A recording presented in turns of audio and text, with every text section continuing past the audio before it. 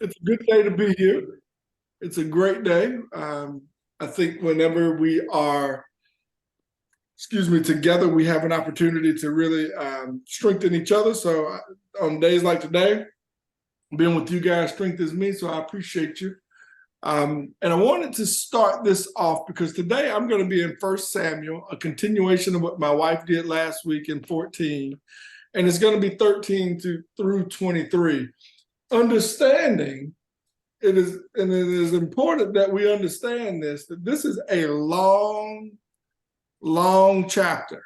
Okay, the chapter has 52 verses in it, and so we're breaking this up into small pieces and trying to dissect it as we go. Okay, so there are topical pieces in here, and so we're going to play on this thing today. It's called, and I realized I might be the only one to know what this means because my wife looked at me like I was crazy. But the term that I've got here is the route is on. And it might be really odd if you're not a sports fan, but a route is an interesting kind of event. What it means is that when you're playing a game, let's say here I've got football and you're playing the game, the score always starts off 0-0. Everybody is usually pretty anxious. They don't really know where things are going, and they're waiting. And then you do the first play, and usually one team or the other realizes pretty quickly that they're the best team. And once that team recognizes that it's the best team, the route is on. It's going to be 65-0 or some crazy score because one team has so much confidence that it can't be defeated. Michael Jordan used to say when he played, he would get into this rhythm, and the rim looked like it was the size of a swimming pool, like there was no way he could miss. Well, that's where we're going today. There's no way that we can miss. But let's back up for a moment. Can someone kind of talk me through a little bit about what we talked about last week? I was traveling, so I couldn't hear. So if somebody could walk me through a little bit, I would certainly appreciate it.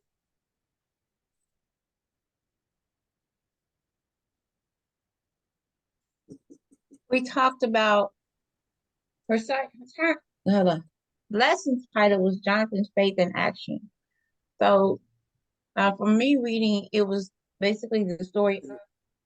It started the beginning of Jonathan's story and how, Christy said we put our faith to action, to work. So I heard you say it was Jonathan's story. Who is Jonathan? Oh, man. Let's see it. That's Saul's son. Saul's son. Okay. Okay. So he's Saul's son.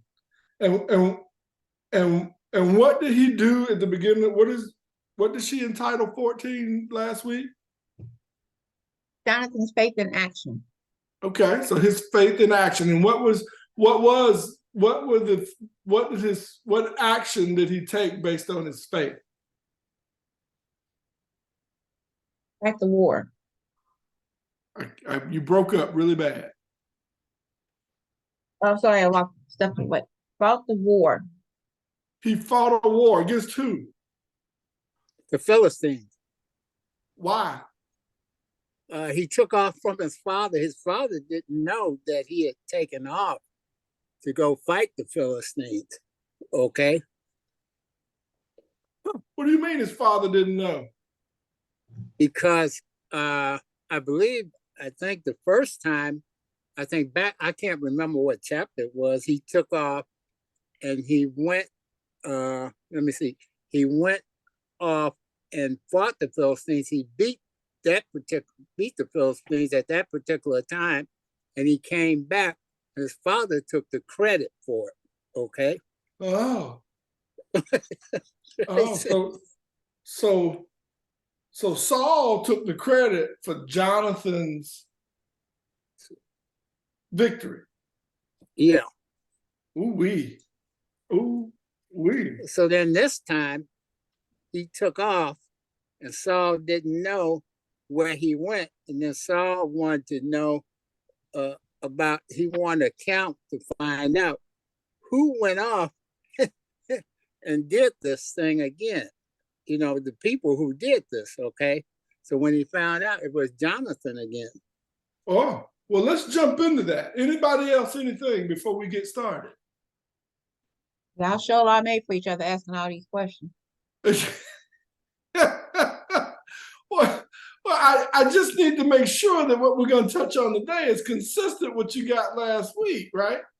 Okay, so we're gonna jump in. Here we go. I'm gonna get in, and that way Yolanda won't be mad at me. Here we go. Good. It's helping me. Helping me. Okay, we're gonna see here if I can get this to move. Oh, there it is. All right. So 1 Samuel 14, 13, and 14. This is before the break. So this is actually a continuation of a thought that started last week, right? So you're talking about this battle that took place, and this is the continuation of that piece. So here it goes. It says in 13, Jonathan climbed up using his hands and feet with his armor bearer right behind him. The Philistines fell before Jonathan, and his armor bearer followed and killed behind him. Wow. In that first attack, Jonathan and his armor bearer killed some 20 men in an area of about a half of an acre. Well, now let's just jump right on into this thing then, because the terrain that they were fighting on, I'm sure you guys talked about this last week, was rather mountainous. There were hills and valleys everywhere. In fact, there were spaces where when you reached out straight in front of you, the next landing spot might be 25 feet above you, up straight up. So you had to do some climbing, and you had to. So can you imagine having to fight on a terrain where your enemy is above you, beneath you, beside you, in all kinds of spaces, and at moments you can't see them? But here's Jonathan climbing. But I want you to see something that's really important here. It says he was using his hands and his feet. So how do you fight when your hands and your feet are occupied on keeping you attached to the earth? Think about it. And then he goes on to say, with his armor bearer right behind him. I want you to put this kind of into your mind, that as this young man, Jonathan, goes into battle, he takes his armor bearer, which I understand, having talked to Christy, that you guys talked about the importance of an armor bearer. And I'm going to reiterate it and maybe even take it a little further, because I think that a sent man of God who doesn't have an armor bearer inevitably gets slain from the back. Let's just want you to just keep that in mind. When a sent man of God doesn't have somebody who's his armor bearer, who watches his back, ultimately his demise will come from the place that he can't see, which is his back.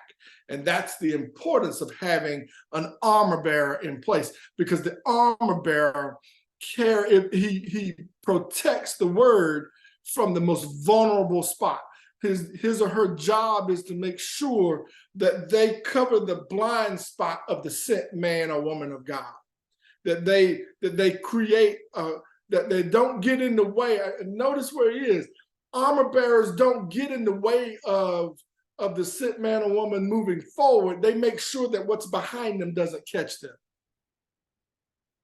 So for those of us who one day may be called to be armor bearers with different people, please understand that's the role, not to cut them off from the people coming forward that he's moving towards, but rather to keep the things from behind him that would slay him or her from him, to protect them. So it doesn't necessarily mean that you are ever looking forward. You should be, but you might be looking backwards most of the time to make sure that you're watching the back of that person, that you're checking on people coming in, other people's words in the background.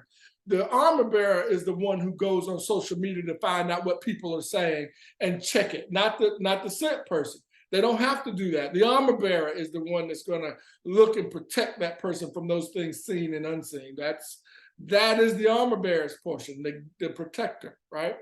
And so he says that the armor bearer was right behind him. And he said, with both his hands and his feet occupied, Philistines fell before Jonathan. They fell. And his armor bearer followed and killed behind him. Think about it. They fall in front of Saul, doesn't mean they're dead, but now they're in front of him. Jonathan walks past them, armor bearer finishes them, and they keep going because they are falling in front of Jonathan. And then it says, in that first attack, Jonathan and his armor bearer killed some 20 men in an area about half an acre. Just so you know, an acre is at this time was defined by the amount of land a plow, a mule, or an oxen could plow in about an hour. That's how much land an acre was. So at half an acre, which is a small plot of land. It's not huge. Now, we think about it today. We think about our houses on 2/3 of an acre or 1/3 of an acre or 1/4 of an acre or some a half of an acre. And that's not small in our minds because we put our houses on it. But when you start talking about that, you're talking about, if you take a football field, you're basically saying 30 yards by 30 yards is what you're talking about. That's a small piece of field. It's not a lot. And in that space, they killed 20 men in that area. And so what this is really trying to do is get us to understand that in this movement, Jonathan and his armor bearer are if you're going to use local terminology, they're doing damage. Pretty significant damage is what they're doing. And they're beating these Philistines severely, right? Severely. Everything that comes before them, they are killing. And again, wanted you to note that relationship between Jonathan and his armor bearer and understand the terrain so that you can really start to develop an even deeper understanding of an armor bearer. Is not just the guy who stands in the back and is looking at the pastor, and that's not that. It is they're hand in hand. They're combatants who are connected together. They have a special, unique relationship, and in many cases, no words are needed for them to communicate between the leader and his armor bearer. And again, I would tell you that armor bearers are required in just about every facet of leadership. So if you're a leader and you don't have somebody who carries your torch, who watches your back, who looks out for you, you won't lead long. You can't. A leader is someone who leads somebody. If there's nobody following, then you're not a leader. You're just out there walking. You're just in front. So just keep that in mind. Let's move on here. So, hey, James. Yes. James, I just wanted to comment on your very first question, or what you asked us to imagine with them on all fours. I think if we look at the text, it is not so much that they were fighting in that moment. They scrambled. If I'm reading the Message version, they scrambled up quickly, and the Philistines were coming that way. So they weren't actually, by the time the Philistines got to them, they were up on, they were upright and above that terrain.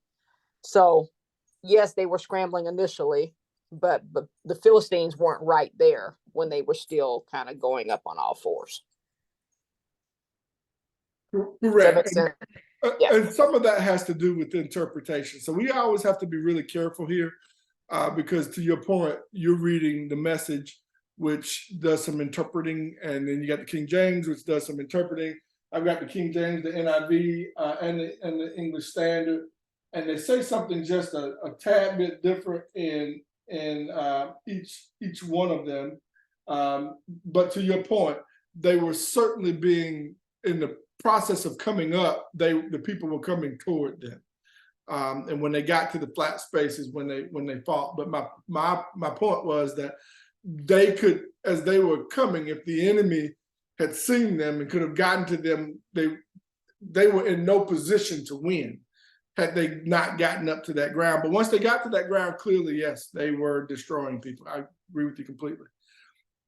Let's look at 15. So now we switch, right? Now what happens is we go from this idea that Jonathan is slaying the Philistines, because that's kind of how this thing, he smites the Philistines. But now we switch. We switch to a different concept here in 15. Well, let me do 15 first. We stay there in 15. So let's finish off 15. He says, so they were killing all these people. They were dying. There were 20 people that had died within a 1 acre. And then it says in 15, then panic struck the whole army. When everybody saw that they were destroying the army at a significant rate, 20 men in less than an acre, those in the camp and field and those in the outpost and raiding parties, and the ground shook. It was a panic sent by God. When I first read this, what were your thoughts when you first read this? Let me do that. What were your thoughts when you first read 15? Or what are your thoughts as you read 15?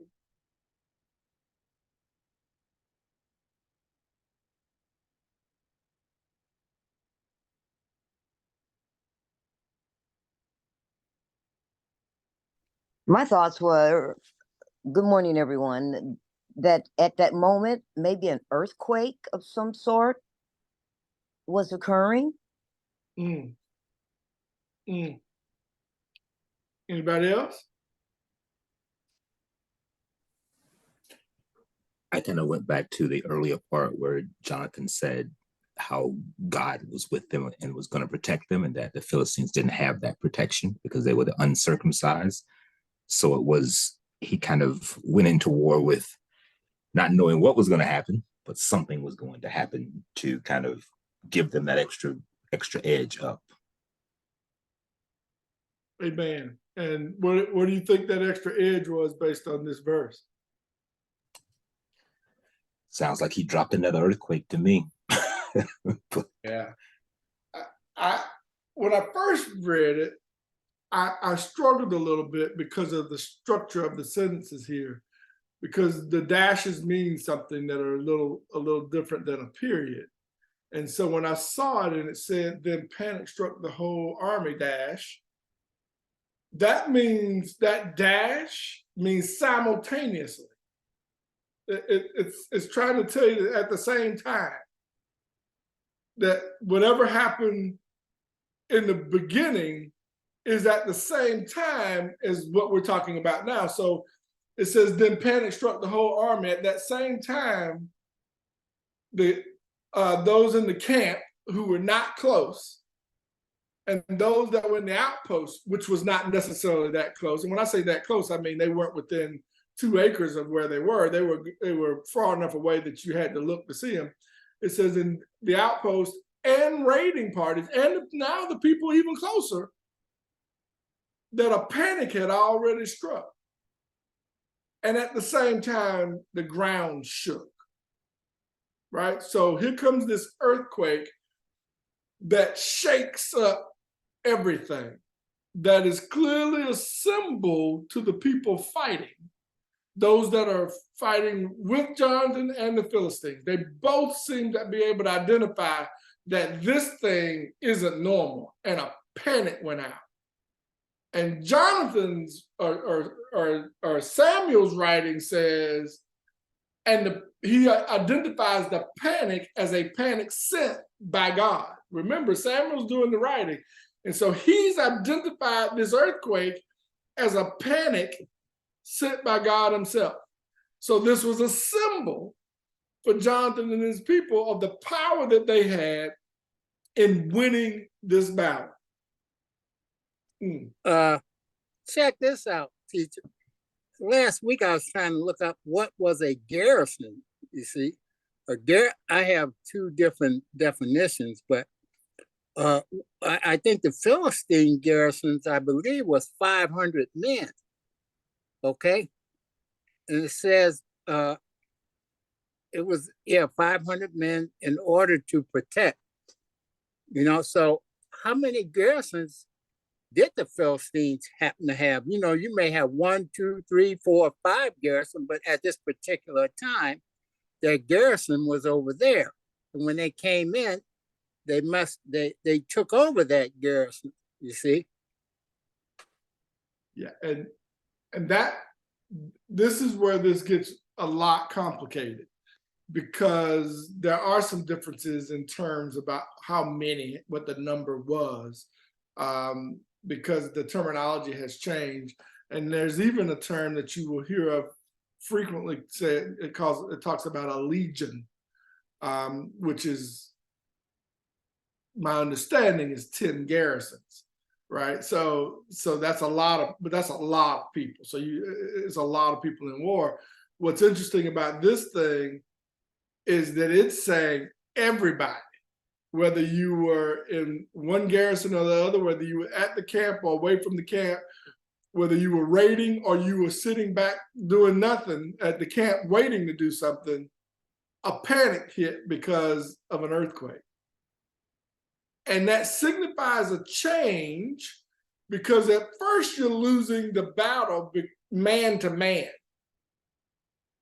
And now something even greater than a man takes place that man doesn't control, and that creates the panic. Watch what happens in 16.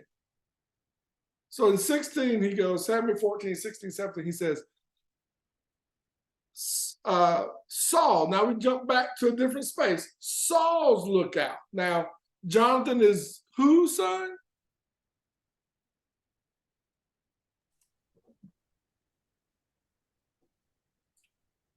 It's Saul's son. Saul's.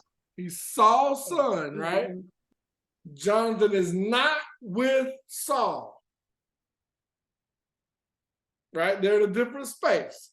Saul's lookouts at Gibeah in Benjamin saw the army melting away in all directions. So imagine being on top of one hill, looking over at another hill with a cavern, a valley between them. Saul was on a top over here somewhere. The battle was taking place over here somewhere. And the lookout saw the army of the enemy melting. The Philistines were melting away. At that point, in all directions, they weren't just falling from where they were being attacked, because typically your attack is coming from one direction when you're on a peak, because you can't get around it. So you come up, and Jonathan is attacking straight, but they're dying all around. Ooh, that's more powerful than any man. That's not an army at this point. And so then Saul said to the men who were with him, muster the forces and see who has left us. Saul now wants to know, wait a minute, wait. Who's fighting that battle on that other place? That's not us. But it has to be one of us. Sorry. Saul has to realize that he looks up and he realizes that this is happening. He's like, find out it's got to be some of us doing this. Who is it? Who's left us? Who's gone on and attacked them? And when they did, it was Jonathan and his armor bearer who were not there. Now, if you read this literally, you might think that two men were going off into this battle. What are your thoughts? Are there two men going up this mountain and fighting the Philistines? What do you think?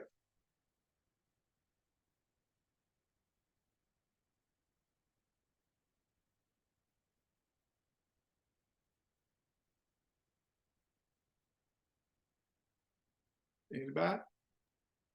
Well, I think no, because Jonathan, I don't think Jonathan would have went up there because I can't remember in the verses before. I think he said, if the Philistine says this, then we know that God is giving them to us. So he went based on knowing that God was with him. So I would say no. So, yep. Who else? Anybody else? So let me see if I can clarify some things about military and forces and who commanded who. So Jonathan as a leader had an armor bearer. Together they commanded a certain number of soldiers. Those soldiers were loyal to Jonathan specifically, and his armor bearer for support, both of them, to the end.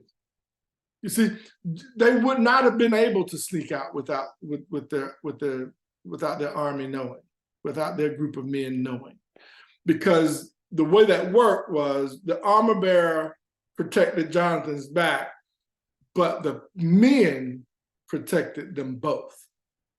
The soldiers didn't allow for, in our military today, we have this thing, we say no man left behind, right? Same kind of idea in that no man goes and fights alone. There has to be, unless they were commanded to not follow, they're coming. That's who they follow. That's their source in those moments of battle. That's who they're looking for. They're looking for their leader, and where their leader goes, they go. It's too noisy to always be able to give a command. It's much easier to go moving toward where you're going. That's why it was so dangerous to be a leader, was because you led your troops. It wasn't until we colonized this thing we call war, and that we started seeing those who tell you what to do weren't on the front lines. Right? Now, today, if you go to war, the general doesn't get anywhere near the battlefield. But in that time, the general was on the battlefield and moved the troops by his or her movement. It was his movement. And so we know that those soldiers that were going over, however many he had with him, were with him. So when he and the armor bearer went up the hill, what they're telling you is when they got to the hill, they were already doing damage. And when the rest of the soldiers came up over the hill and got with them, they were doing even more damage. And what Saul is saying is that he could see it from afar. And so he needed to figure out which of his sets of troops went out. And he determined, he knew, it was Jonathan. Now watch this, and let me make sure I get it, 18, don't move. Go ahead. Go ahead.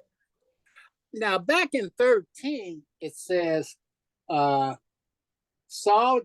this is 2, Saul chose for himself 3,000 men of Israel.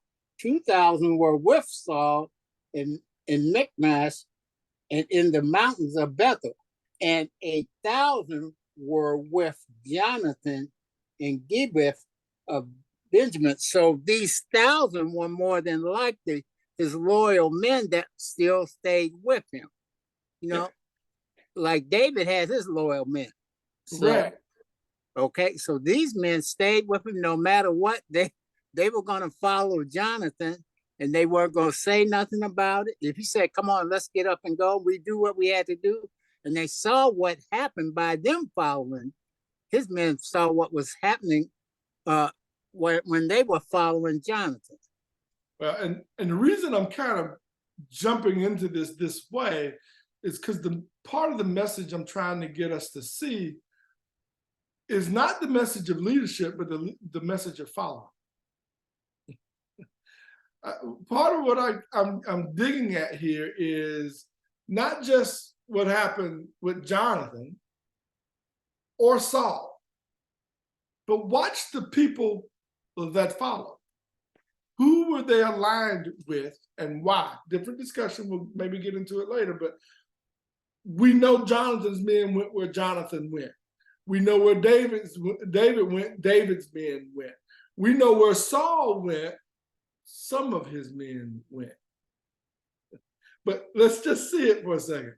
So Saul said to Ahijah, bring the ark of God, bring that covenant. And at that time, the Israelites had it, right? So he was going to bring it. It was a no-no. We had learned the lesson about bringing the ark to the battleground, but they were going to bring it. And this Ahijah had the authority to move it. He could touch it; it wouldn't kill him. He knew the process for moving it, and Saul told him to bring it to the battleground. And at the same time, while Saul was talking to Ahijah, the Philistines, and this word tumult, the conditions of that battle, who was, the number of people that were being lost or dying, he could see it. Saul could see that it increased while he was talking to the priest. And more, that they were getting destroyed, more and more. And so Saul said to the priest, no, stop. Don't bring the ark. Don't touch it. Don't touch it. We don't need to consult the ark about this battle. It isn't, he realized at that moment, not supposed to do that. Don't do it. Don't touch it. Leave it be right now, because he could see that the armies themselves were winning on this mountaintop without the ark. But what he didn't know is it was still because of God. But let's just make sure. And so we get to Samuel 14, 20, 22. He says, then Saul and all his men assembled and went to battle. I'm gonna be nice here, but bandwagon fans, after they see something, they see a win, they start getting brave, right? When they'll say, oh, that's my team. That's my team. The Bengals are my team. They've been my team for 20 years.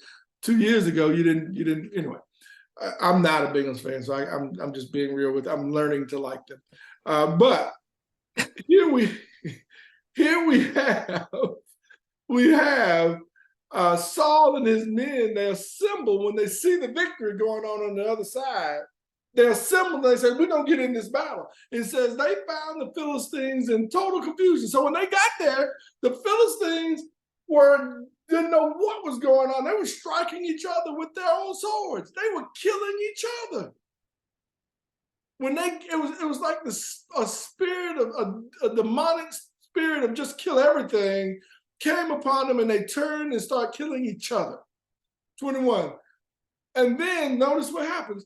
Those Hebrews who had previously been with the Philistines and had gone up with them to their camp went over to the Israelites who were with Saul and Jonathan. Woo! This is what I'm getting at. Hear those people, right? Those fair weather fans. If they're winning, they're on your side. If you're losing, they're on the other side.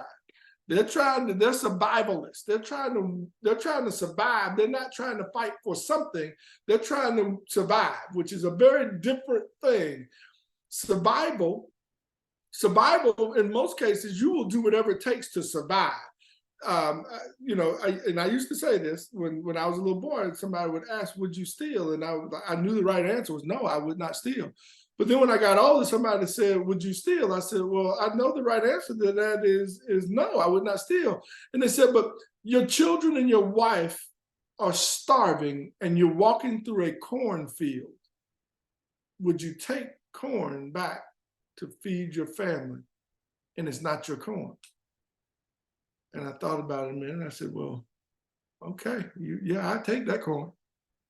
So the reason I bring this up this way is that in that moment, I was making decisions about what I would and wouldn't do without knowing full circumstances about what was to come and where I would be at a later date. And if that question was posed in a different space.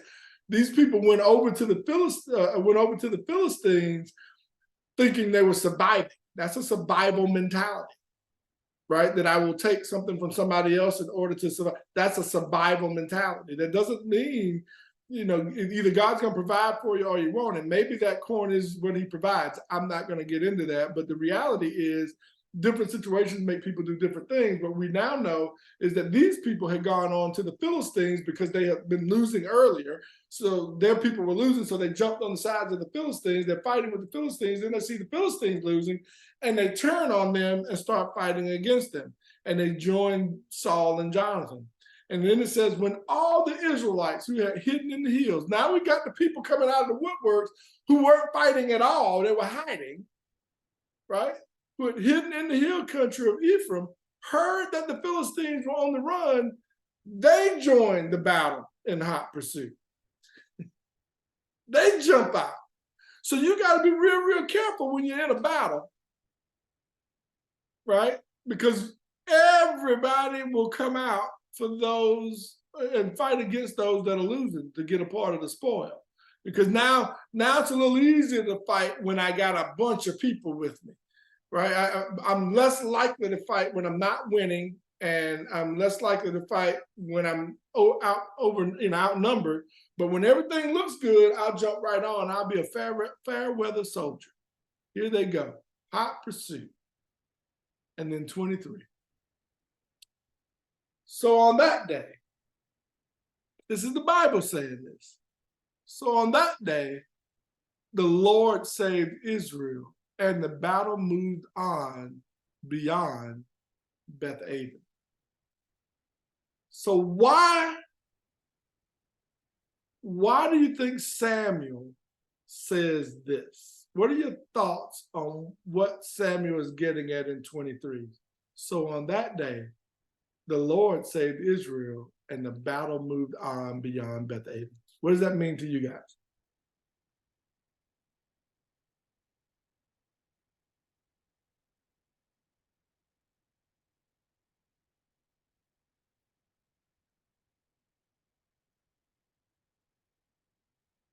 That everybody joined in, and that God was able to send a lot of people to help fight the battle and along with his power. And that's how they got saved. I like it. What else? Anybody else?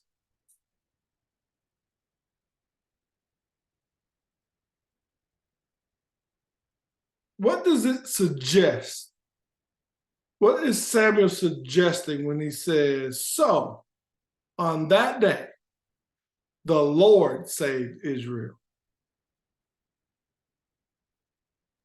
What is it telling you? That the Lord just revealed who he really was, no matter how strong the the group was and the amount of people, whatever, they still needed him, and no matter what went on. He just revealed who he really was that day. Rather, yeah. Like it. In addition to that, I think it is also sets the tone that might not always be the case. Come on. See, it's interesting when you read in the King James Version, when you start this in chapter 14, it starts off saying, Jonathan smites the Philistines. That's what 1 through 15 is called. That's what they label it. Jonathan smites the Philistines. When you get to 15, verse 16, it's entitled, The Philistines Destroy One Another. So 2 battles have taken place.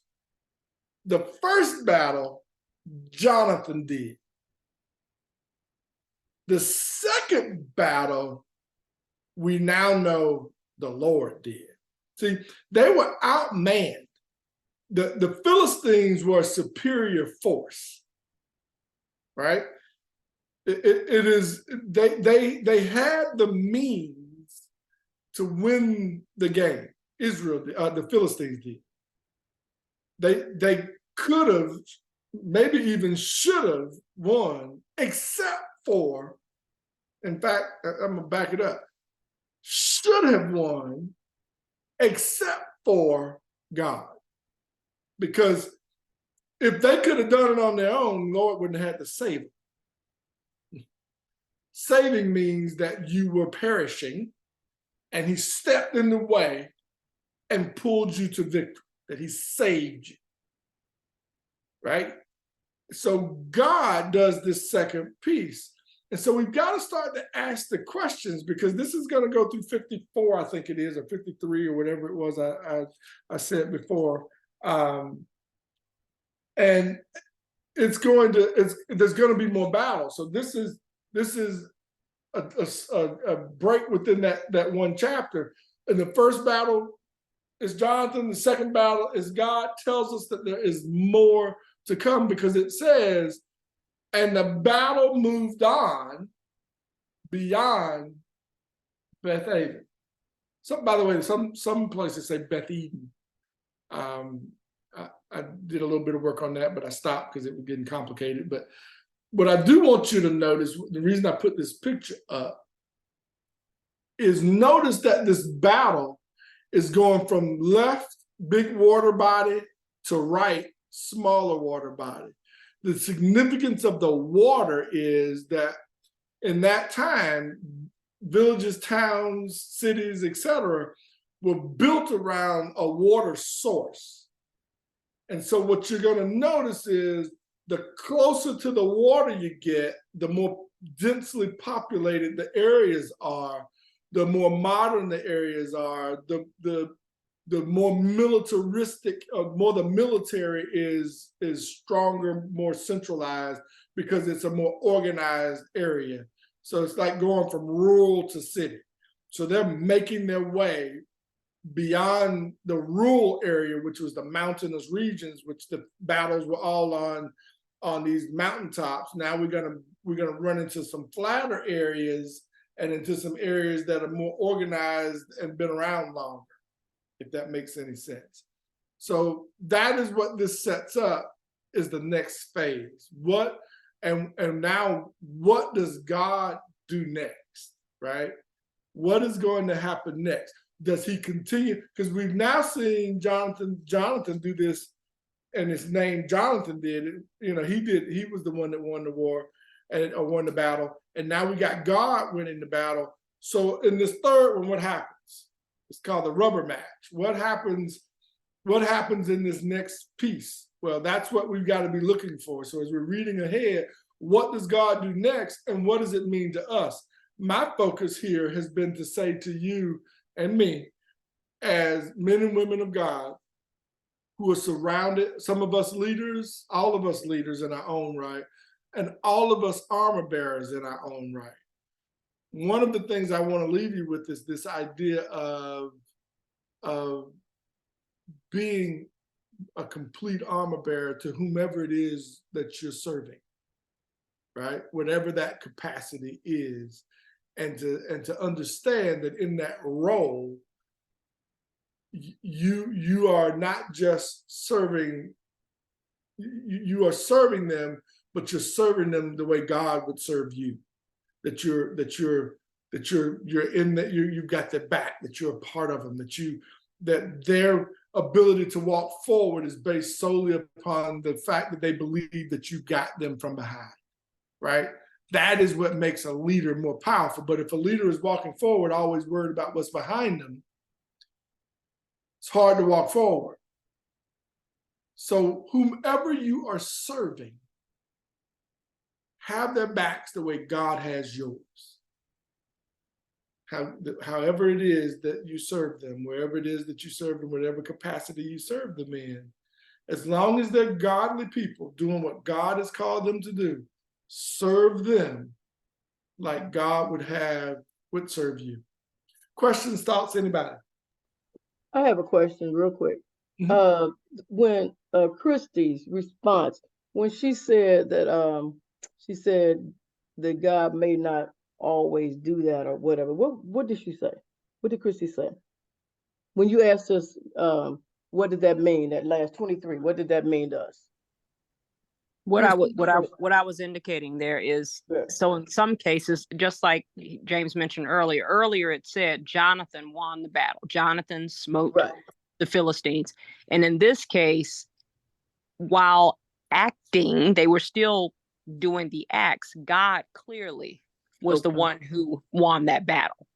Right. So that was just my point of saying, in some cases, it will be clear that God has won the battle, but in other cases, it is truly man's actions. Okay. Yeah, that's what I'm. Even though God is behind it, which Mhm. but this time he just truly revealed who he really Yep. was. Okay. Yep. So I was you were trying to spot on. understand. I was just Okay, adding yeah, on I to was what just you were trying to saying. make sure You that got it. we on the same page. Okay, then, Yep. thank you. Yep. Mhm. Okay. Brother teacher, a comment? Yes, ma'am. Yes, this is really great. I was looking in there on the second clause that you're talking about where they literally saw God step in, and you're looking at from the panic and the earthquake, and, God is letting Saul see what he's doing. And because if we look at verse 18, and it said that Saul, he wanted to bring the ark into the battle with thinking that that was going to help him. But then I was looking at it like this. I said, you know what? When he backed up and he started looking, really seeing God is already diminishing what's going on. Stuff is melting away before your eyes. I don't really have to do nothing. I'm seeing this battle being won. God's already doing it. Why would I take the ark in there? And I think that kind of put him in a state of more faith where he had to step back and really see that God was doing this without his help. You don't need to take this ark in, just as you all said about what happened on the Eli situation. We don't want that to occur again, because we're going to mess around and sin and then end up putting ourselves in a situation where we will lose a battle. Why would we do that when I'm seeing God is already showing me as a leader, we winning. We are winning. So What should Saul have been doing in 18? What rather than thinking about bringing the ark, what should he have been doing? He should have been joining. He should have been joining the battle. To me, he's been sitting on the sideline the whole time and taking credit for what everyone else is doing, including. So it seems like he should have been being truly a leader. His son was actually being more of a leader, king, and upright person than he was. Wow. Two things for sure. You hit him right on the head. One, he should have been the one who was leading the charge up the hill that Jonathan that Jonathan did, the piece that he did. The second portion of it is, and this is where it gets really complicated, not having been the one going up that hill, what potentially should have been happening when he looked over and saw the armies melting is there should have been some real praise going on. Because in that moment, you're doing nothing. You better get to praying and get to walking toward the battle, because you're thanking God, because you can already see that the victory is already being won, and you don't know where it's coming from. Hallelujah, God, as I go forward and take my troops there. If you're not going to be there on time, if you're not going to be at the battle on time, the very minimum is you ought to be giving God praise for the victory that he just gave. Do you think the reason why he didn't really step out there, can you kind of think that there might have been a little fear going on in him, because he's already, he doesn't have a whole lot of men or, as far as that. And I think even being short on weaponry and things of that nature, he might not been too sure as to why he reached for that ark. But then as his God, I'm just going to say like this, if God opened his eyes to see that what he was doing, look, I got, look at what's going on in front of you. And as you all said, yeah, saying, wait a minute, hold up. you know, we can't do nothing else. Yeah, you can shout and do, you know, praise and all, because we already seen it being won. I ain't gotta, even though we know that he was a warrior, should have been, would have been, but it wasn't, it just didn't materialize that way. But I believe that God was just working on Saul's behalf to restore his faith and bring him up to say, look, it don't matter how many men you got when I'm doing this thing, you ain't got to worry about it. All you got to do is just give me the praise and glory. That's just a thought. Amen. I believe Saul was looking at the physical instead of the spiritual, okay? And he started depending on the physical, okay, instead of going back to God through Samuel, okay? And every time you do that, looking at the physical, that leads you to put your hands on something that you cannot do, okay? Because you always want to take it and do something with it when you have a God that is greater than the physical aspect that you can do with it. Deacon, I can't say it much any better at all. And all I would add to that is when we allow our manly eye to dictate what it is that we do for God, we're very likely wrong. God is all powerful. And for us to then put our hands on something that he doesn't want us to put our hands on, has given us specific instructions not to. Now, keep in mind, Christy and I have had this discussion a million times. I'm not suggesting to anybody that you wait and do nothing. God blesses your action. You have to do some movement. He blessed Jonathan as he moved forward, right? Jonathan didn't wait at the bottom of the hill and say, God, smite these folks. He started up the hill to go do it, and God got there and took care of it. And so you've got to be real careful about there's a time to wait and there's a time to move. And you got to be real careful to listen to God to tell you which one to do and when. And I think the dilemma that we have here is Saul doesn't know when he hears from God and when he doesn't. He's having trouble disseminating when that is. And I think we've all got some Saul in us, because most of us struggle with, is he telling me this or is he not? And what we've got to do is start to work our hearts into the place that that we're listening for God and we're seeking God in everything. And the more we do that, the clearer it becomes. Saul had very little experience actually seeking and listening, right? That was the dilemma. He didn't know what he was hearing and what he wasn't. And so he doesn't have enough experience doing that. And so my cautionary tale to all of us is, we've got to make sure that we're working to listen, to hear God in every situation. All right, ladies and gentlemen, we're going to pray. Are there any prayer requests?